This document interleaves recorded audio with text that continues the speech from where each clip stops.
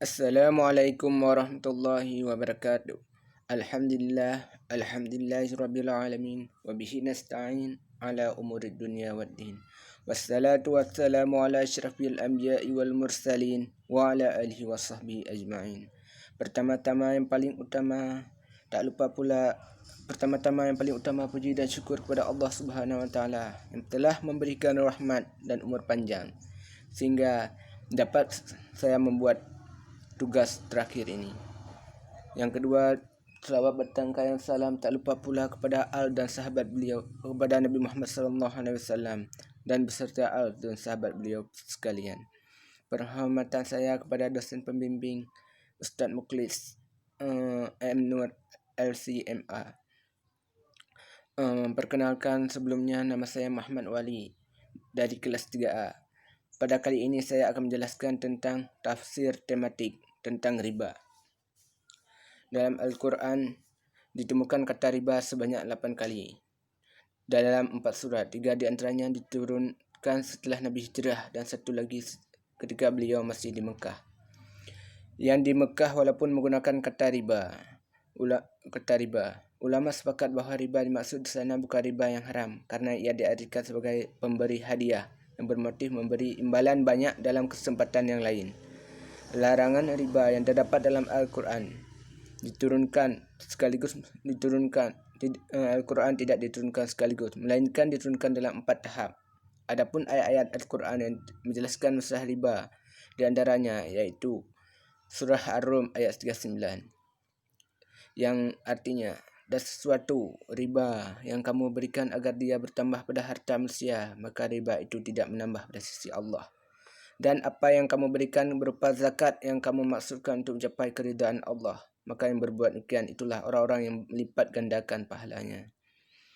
Dan tentang riba juga dijelaskan dalam surah An-Nisa ayat 160 dan 161 yang artinya, maka disebabkan kezaliman orang-orang Yahudi, kami haramkan atas mereka memakan makanan yang baik-baik yang dahulunya dihalalkan bagi mereka, dan karena mereka banyak menghalangi manusia dari jalan Allah.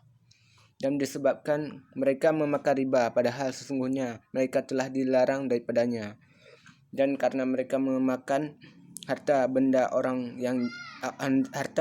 dengan jalan yang batil.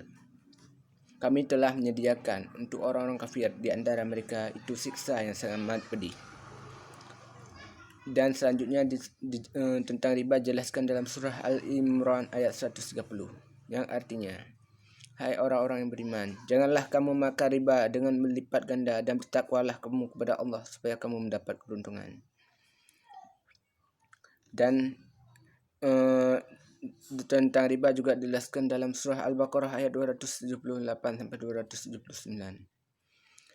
Hai orang-orang yang beriman, bertakwalah kepada Allah dan tinggalkan sisa-sisa riba jika kamu orang yang beriman.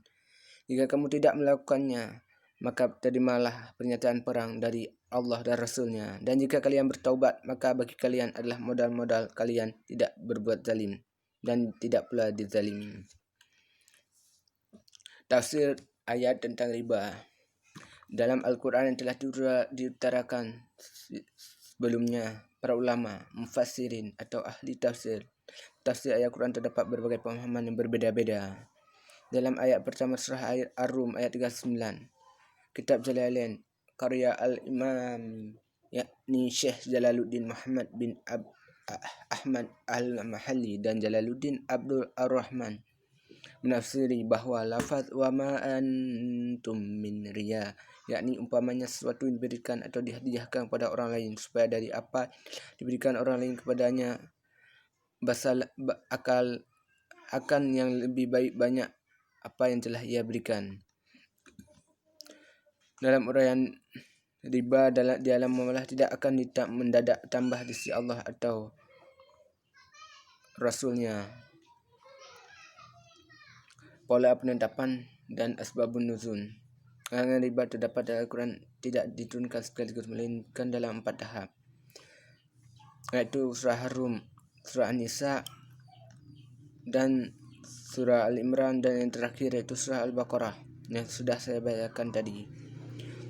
Riba dalam hadis riba dalam hadis juga dijelaskan oleh dari Abdullah radhiyallahu anhu. Ia berkata, Rasulullah sallallahu alaihi wasallam melaknat orang yang memakan atau mengambil dan memberikan riba. Hadis riwayat Muslim.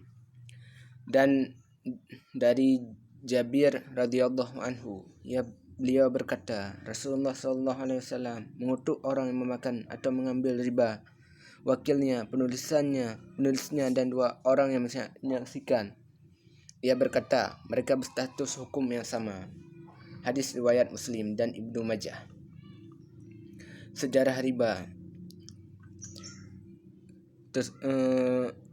Sejarah bila kamu menghutangi seseorang di antara mereka bangsa-bangsamu uang muka, maka janganlah kamu berlaku laksana seorang pemberi hutang. Jangan kamu meminta keuntungan padanya untuk pemilik uang. Namun orang Yahudi beranggapan bahawa riba itu hanyalah terlarang kalau dilakukan di kalangan sesama Yahudi, tetapi tidak dilarang dilakukan terhadap non-Yahudi. Hal ini tersebut dalam kitab Ulangan ayat 20 pasal 23. Baiklah, kesimpulan kali ini dari makalah saya iaitu riba secara bahasa bermakna ziyadah atau melebihkan atau tambahan. Dalam pengertian lain, secara linguistik, riba juga berarti tumbuh dan membesar. Adapun menurut istilah teknis, riba berarti pengambilan tambahan dari harta pokok atau modal secara batil atau tidak baik. Ada beberapa pendapat dalam menjelaskan riba. Namun secara umum terdapat benang merah yang menegaskan bahawa riba adalah pengambilan tambahan baik dalam transaksi jual beli maupun pinjam meminjam secara batil atau bertentangan dengan prinsip muamalah dalam Islam.